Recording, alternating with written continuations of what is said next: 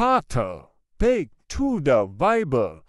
Jika kita tidak percaya kepada kebenaran Tuhan yang menyelamatkan manusia, berarti kita percaya kepada dusta iblis yang menipu, menyesatkan, dan membawa kepada kebinasaan yang kekal.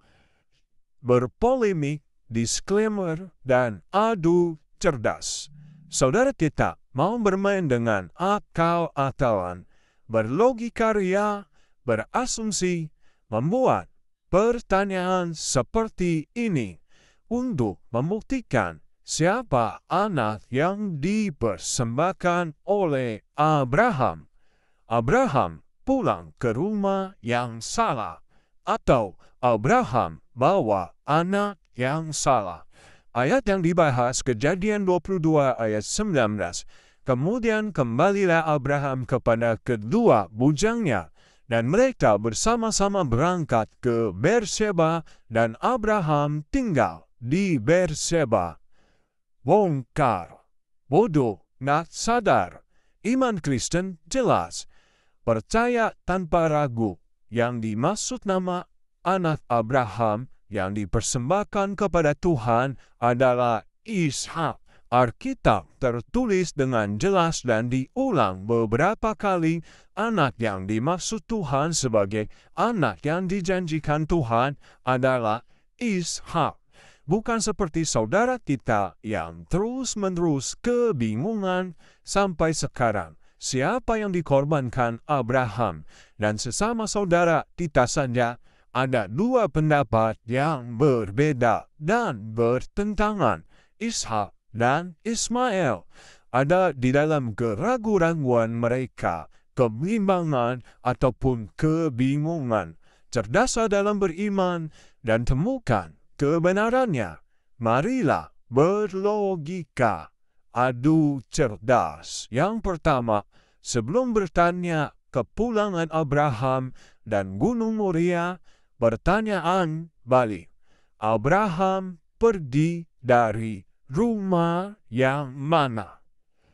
Dan Abraham bawa anak yang mana? Tentu, ini pertanyaan berdasarkan logika dan gunakan pikiran Anda dengan cerdas. Atau kalau Anda belum cerdas, Anda akan semakin cerdas. Hahaha. Jadi saya ulang sekali lagi. Abraham pergi dari rumah yang mana, dan Abraham bawa anak yang mana? Pertanyaannya sama bukan? Sebelum pulang, dia harus pergi, atau dia berangkat. Dari mana dia berangkat, dan rumah yang mana, dan anak siapa yang dia bawa? Jawabannya jelas. Abraham jelas tinggal bersama dengan Sarah. Hagar dan Ismail sudah diusir ketika Tuhan menyuruh mempersembahkan anaknya yang tunggal. Kejadian 22 ayat yang kedua. Kejadian 21 ayat 10-14 di sini menjelaskan Hagar dan Ismail diusir. Sudah diusir. Berarti Abraham berangkat dari rumah Sarah. Dan sudah pasti Abraham membawa anaknya yang bernama Ishak. Tidak mungkin kalau Tuhan suruh mempersembahkan anak yang bernama Ishak, Abraham membawa Ismail yang sudah tidak ada lagi di rumahnya karena sudah diusir. Paham? Paham? Paham belum? Kasihan, jangan bingung, pegangan. Yang kedua, jika saudara kita bahas ayat Kejadian 22 ayat 19, puji Tuhan, berarti saudara sudah percaya kepada Alkitab yang adalah kebenaran Tuhan lebih daripada kitabnya sendiri. Yang ketiga, baca lagi yang benar ayatnya. Ya, kata berangkat, beda artinya dengan pulang.